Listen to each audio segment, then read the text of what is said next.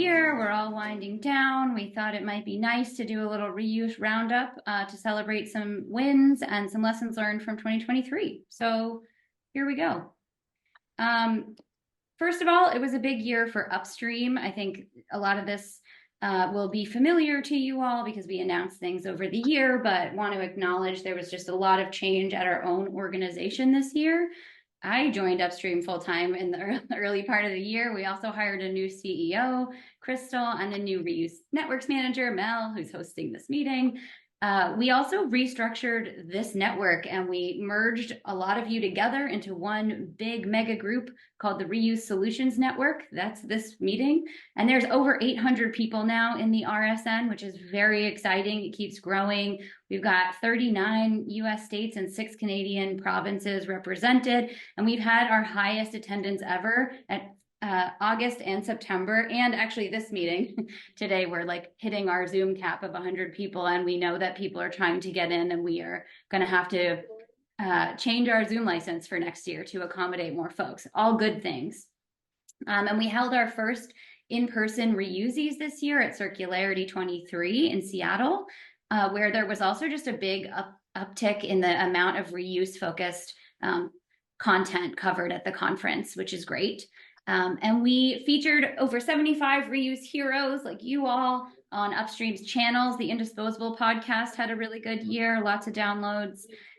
During a 3-month beta testing initiative, we supported 8 groups in making the case for reuse using our chart reuse tool, which was exciting as well. And we also continue to engage consumer brands through the Reuse Refill Action Forum with OPLN and Meridian Institute. And then on top of that, there was just a lot of policy going on this year. So I'm going to slow it down a bit on the policy.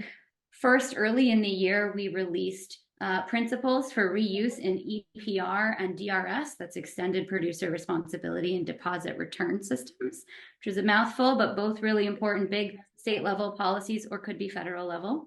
And we really are seeing more reuse incorporated into those. And we released some principles to kind of streamline that and release our take on what we think that should look like. There were over 50 unique EPR, DRS, and other source reduction and reuse related state bills this session across 18 different states, and 11 of them became new laws.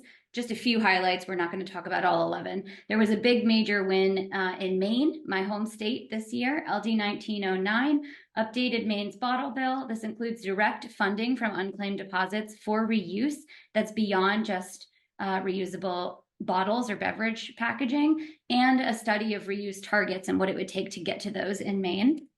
And then in Oregon, we had a couple of bills passed together as a package.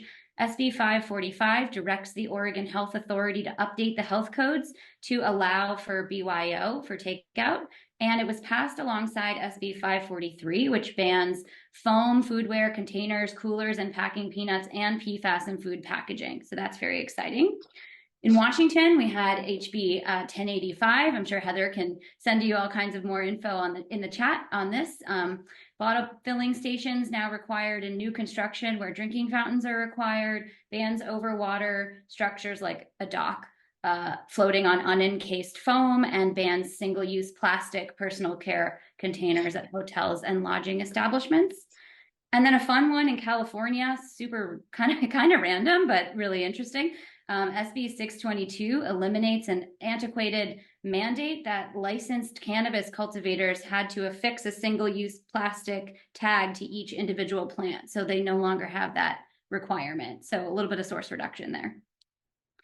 And then, of course, as bills keep moving and laws keep passing, we've got the existing 4 packaging EPR laws moving along. Here's just a quick timeline of some of the major milestones in those programs that I borrowed from Signal Fire Group, which is a consulting firm. But mostly I wanted to show you this to explain how we've been engaging in each of these processes implementing these new laws. So in Maine this year, there's been informal rulemaking and stakeholder consultations all year. And we've gotten a lot of really good progress there, incorporating reuse into Maine's packaging EPR program through those draft rules. The formal rulemaking process is about to begin.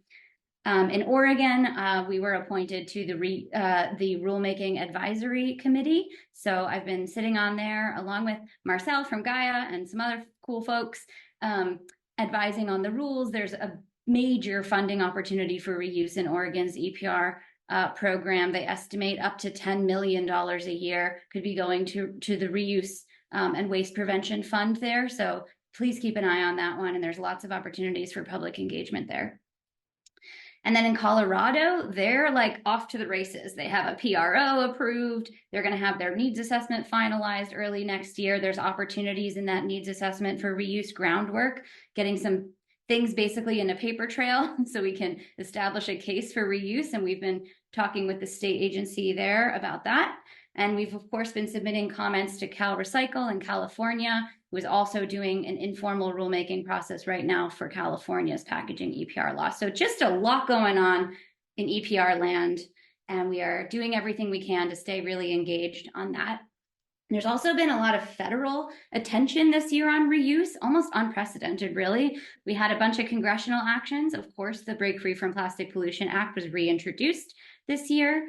There were Senate hearings on reuse and refill for the first time, maybe ever, certainly that I'm aware of. Their national bottle bill development has also been going on behind the scenes with Senator Merkley's staff and key stakeholders, and we've been working really hard in that group to incorporate reuse targets and other provisions in that framework for that bill. So I say so far because you never know what could happen between now and when that gets introduced, but we're doing everything we can to keep reuse in there. And then we had a lot of federal agency activity. So in Canada, Environment and Climate Change Canada launched their pollution prevention, or P2 planning for primary food plastic packaging. That's the one where they're looking at requiring reuse and reduction, like all plastic food packaging to be reusable, recyclable, et cetera. For the grocery store, basically. So all the food packaging you could think of in the store. And then we had a really special Earth Day event in Washington, D.C. this year with World Wildlife Fund and our cup, now Our World, and Don't Waste Durham and more. And a lot of federal agencies made announcements at that event. We posted the recording to Basecamp back in April, so you can find that as well. We had President Biden sign an executive order on environmental justice. It also created a new interagency policy committee on plastic pollution and a circular economy. And the EPA released its draft national strategy to prevent plastic pollution, which did include some light mentions of reuse. And we submitted some comments basically to the effect of beef up the reuse, please. We also had the National Park Service introduce its 2023 Green Parks Plan, which continues commitments to phase out single-use plastics products by the end of 2032. Huge shout out to Five Dryers for their work on that with the Plastic Free Parks campaign. And then we had, in addition, we had the Federal Trade Commission put out a public comment period considering whether or not to update the green guides, the FTC green guides. And we submitted like 20 pages of comments on how they should incorporate reuse and guidance on reuse marketing in there.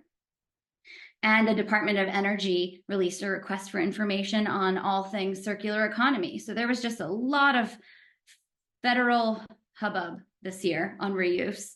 Exciting to see. And then, of course, globally, we had the Global Plastics Treaty negotiations continued. There were 2 INC events, and the zero draft of the treaty was released. We are hearing there wasn't a lot of progress made at INC 3 recently in Nairobi, which is a bummer, but that process will continue next year. Hope to see some progress there. And then we had some local policy advancements as well. Unfortunately, earlier in the year, we saw the repeal of some policies. We saw Vancouver, BC, and Bainbridge Island, Washington repealed their cup charge policies, but we did have a bunch of wins. We had Banff passed its single-use item reduction bylaw, which includes accessories on request and reuse for on-site dining and some other cool stuff. They also won the reuses for policy because of that win. And then in Calgary in Alberta, they passed Skip the Stuff and bag fees for paper and reusable bags, and encouragement of BYO and reusable cups for dine-in, all in one policy package. So that was exciting as well. We saw Shoreline, Washington pass a reuse for on-site dining policy, and we saw a bunch of skip the stuff laws in different jurisdictions around the country. And then there were many municipalities in Marin County, California, that also passed policies essentially adopting the county's reusable foodware ordinance as well. So plenty of activity at the local level as well. And congrats to anyone in those places who worked hard on those policies.